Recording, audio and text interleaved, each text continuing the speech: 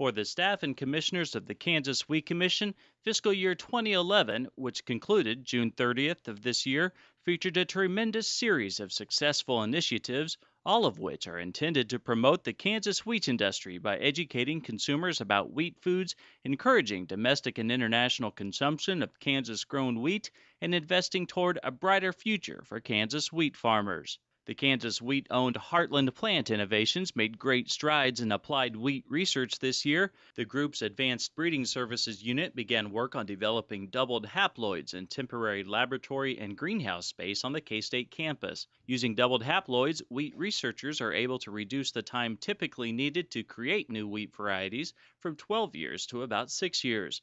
Many private companies have had access to doubled haploid facilities, but for many public breeding programs, a dedicated lab and staff are too expensive. Farmers are in a need right now for improved varieties to face a growing world population and growing challenges to be more profitable with wheat production. Heartland Plant Innovations will be working on trait discovery and trait integration into regionally adapted varieties so that Kansas farmers will be able to benefit and reap the rewards from those advanced genetics. Heartland Plant Innovations will use Kansas State University researchers as well as private resources to integrate traits that are going to address ambiotic stresses as well as consumer preferences to deliver those into the marketplace. The Heartland Plant Innovations was formed in 2008 by the Kansas Wheat Commission and Kansas Association of Wheat Growers with additional resources from the Kansas Bioscience Authority. Additional investors include Kansas State University, the University of Kansas, and several private companies. Farmers have told the Kansas Wheat Commission that investment in wheat research is a priority. In 2011, the Kansas Wheat Commission contributed $1.2 million, or one-fourth of its budget, to researchers in support of projects including new variety development, infrastructure improvement, wheat quality testing, and end-use evaluation. An example of this investment is the work of plant pathologist Bill Bacchus, who is in charge of operating the Kansas Intrastate Wheat Nursery. Bacchus says wheat diseases cost Kansas wheat farmers $380 million per year. The Hard Winter Wheat Plant Pathology Team, which includes researchers at K-State's Manhattan campus, the K-State Ag Research Center in Hayes, and the USDA Ag Research Service in Manhattan, work constantly to find solutions to these annual challenges. Many American consumers have questions about where their food comes from and the steps farmers take in order to provide the world's safest and most consistent supply of wheat. In fiscal year 2011, the Kansas Wheat Commission took part in 2 major outreach programs, both of which were designed to provide farm-to-fork educational messages to consumers. At the second Urban Wheat Field in Washington, D.C. last fall, consumers could tour a football field-sized exhibit that featured a quarter-acre of wheat in growth stages from emergence to maturity, miniature mills that allowed consumers to see how wheat is broken down into flour, baking demonstrations, and a grocery store display promoting a diverse array of wheat foods and products. Meeting consumers who had little knowledge of farming or wheat foods and being able to clarify wheat production and milling questions was a tremendous opportunity, according to Kansas Wheat Commissioner Brian Lennon from Goodland. Lennon was one of a dozen volunteers from the Kansas wheat industry to help the urban wheat field, which was sponsored by the Wheat Foods Council, of which Kansas Wheat Commission is a member.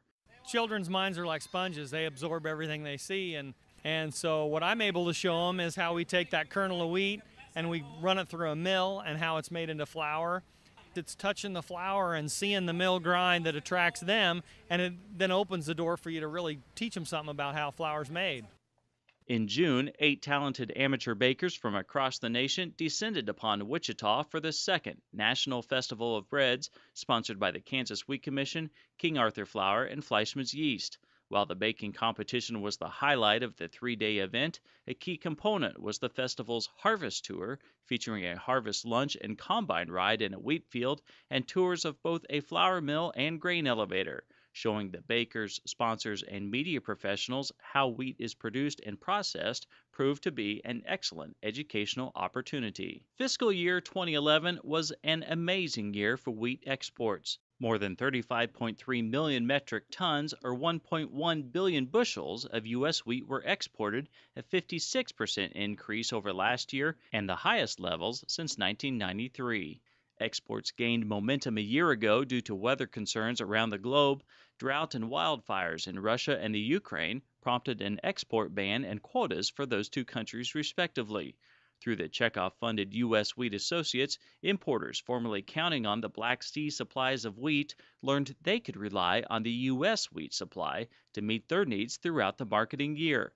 Meanwhile, the relationship between Nigerian millers and Kansas wheat farmers continues to benefit both parties. In the marketing year 2009-2010, Nigeria's milling industry imported some 3 million metric tons, or more than 110 million bushels, of hard red winter wheat from the United States.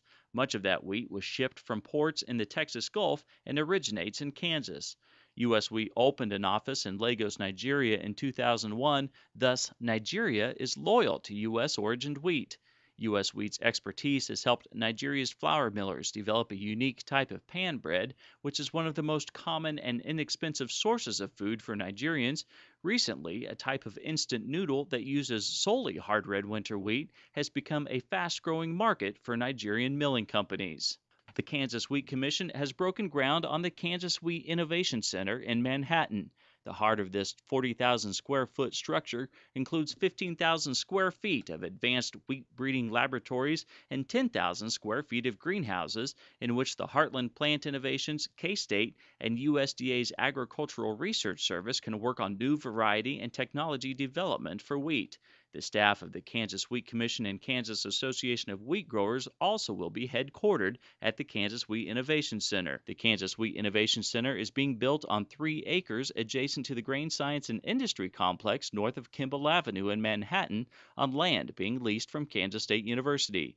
The cost of the Kansas Wheat Innovation Center project is $8.3 million and will be funded mostly by wheat checkoff funds collected from Kansas wheat producers. Additional sources of funding include grant money from the Kansas Bioscience Authority and private fundraising. These are just a few of many accomplishments in fiscal year 2011 by the Kansas Wheat Commission and Kansas Association of Wheat Growers. The farmer leaders and staff of Kansas Wheat work together each day on your behalf to be a leader in the adoption of profitable innovations for wheat.